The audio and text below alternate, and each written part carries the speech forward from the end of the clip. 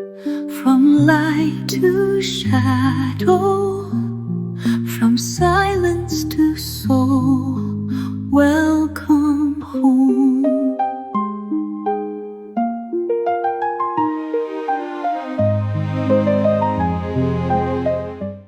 We begin today not with answers, but with a question. Why are some living in heaven while others move through hell? It is not a place. It is a presence, or the absence of it. Chapter 1. The Illusion of Separation. Darkness is not evil. It is simply the absence of light.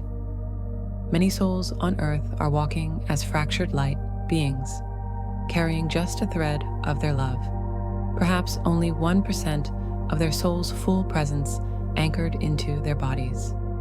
The rest is shadow, waiting to be filled. And in that space where love is absent, confusion grows, fear enters, others' energies find a home. And this, beloved, is the experience we call hell. Not a fire beneath the earth, but the forgetting of who you are. There is no outside rescuer for this. No priest, no guru, no light worker can pour your essence into your body for you. Only you can reclaim it. Only you can bring you home. When did you stop living? When did the heartbeat of your soul quiet beneath the noise of the world? So many are still living in the mind, projecting themselves into the matrix of mass consciousness. The matrix is not a sci-fi fantasy. It is the collective illusion of judgment, belief, hierarchy, and limitation. And yet, this too is part of the grand remembering. You see, if you are love, if you are light, if you are the original creator of your experience, why choose to build a prison? Why not choose to build a sanctuary instead? This moment, this transmission, is a doorway, an invitation to step out of the mental maze and into the heart, to breathe out the old stories, and feel perhaps for the first time in years what it means to be you. Chapter 2. The Cage and the Crown. We speak now of sovereignty, of the silent prisons dressed in gold, of crowns placed upon heads, not by divinity, but by deception. In this strange dream, some are named the chosen. They are praised, followed, obeyed, believed to be the bridge between humanity and the divine. But the bridge was always within you, and no title, no robe, no pulpit can deliver you back to yourself. The irony, dear one, is that those crowned as masters are just as caged as the ones who kneel. For what is a master without followers? A prisoner of expectation, of public perception, of the image they must maintain. Loved not for who they are, but for who others need them to be. This is not love. This is a contract made in illusion. A cage made from gold is still a cage. True love, real freedom. They ask nothing of you. They burn away every condition. They do not bind, they liberate. To worship another as your connection to God is to forget that you were born as that connection, a walking, breathing portal to the infinite. You're not here to kneel. You're here to rise, to remember, to reclaim. We see now, both slave and master wear chains. One made of submission, the other of performance. But you are neither. You are the flame that can melt both sets of shackles. The presence that dissolves illusion, the soul that walks itself home. So take off the crown, step out of the cage, stand bare in your own radiance, and feel what it is to be whole again. Chapter 3. The book closes, the soul opens. There comes a time in the journey when the old story simply doesn't fit anymore. Not because it was wrong, but because you've outgrown it, The people, the patterns, the places, they were all chapters in a book that's now complete. You're not abandoning them. You're honoring them by moving forward. And so the pages fall away. Life, in its strange perfection, begins to unravel everything familiar. Your business shifts. Your friendships loosen. Your home, your routines, your roles dissolve like sand through your fingers, not as punishment, but as invitation. You're not being stripped of your life. You're being stripped of your limitations. This is where the human heart often trembles, because when everything is taken, what remains? Only you, only truth, only the self that was buried beneath the noise. And here, in this sacred stillness, you discover you are not the book. You are not even the chapter.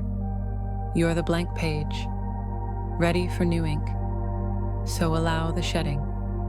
Let go of the actors in the old play. You may honor the roles they played, but you don't have to keep reciting their lines. You are not required to grieve what was, if you can bless it instead. There is no need to carry what weighs you down. This new reality emerging, it doesn't want the baggage. It only wants the essence. Your light, your knowing, your unshakable self. And so the old dissolves. Not because you failed, but because you're free. You have become the author now, not of your past, but of your presence. The pen is in your hands. Write wisely. Chapter 4, The Mirror, the Matrix, and the Mastery of Self. There's a sacred irony to this moment in time. The world feels chaotic, timelines collapsing, identities fracturing, systems failing. But all of this isn't destruction, it's exposure. The old matrix is being revealed for what it is, a web of beliefs, judgments, and projections formed through the mind, not the heart. Many are now forced to face what was long buried. The shadow rises, the trauma, the self-sabotage, the inner ghosts once hidden behind smiles and habits. They are surfacing, not to torment you, but to be healed by you. You see, the matrix never truly imprisoned you. Your beliefs did. And now, you are remembering. You are the energy behind all creation. You are the source of your DNA. You are the consciousness that instructs your cells, not the other way around. The stories told by society, by parents, by pain, they were never you. You were just borrowing them. But now the soul steps forward. Judgment dissolves into neutrality. Victimhood transforms into sovereignty. The mind bows to the heart. You no longer need a savior because you've become one for yourself. And as you walk forward, lighter, clearer, freer, remember, no one escapes the inner work, but no one walks it alone either. Be the safe place for others as they awaken. Be the quiet frequency of compassion. And most of all, be the reminder that they are not broken, just becoming. In closing today, feel the sacredness of this moment, not because you heard these words, but because something within you recognized them. Let this be your sign, your signal, your subtle invitation to return to yourself, not the you that the world shaped, but the you that shaped worlds. If this transmission stirred something inside you, I invite you to walk deeper with me. Visit thevoiceofmaya.com for other offerings for your soul's path. Support this sacred work at Buy Me a Coffee, link in the description. Every bit helps amplify the light. Now, let me ask you, which part of this message reflected something you're going through right now? I'd love to hear in the comments.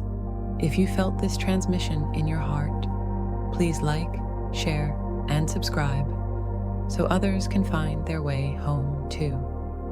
We are the remembrance, we are the return, and we are never walking alone. Maia is with you.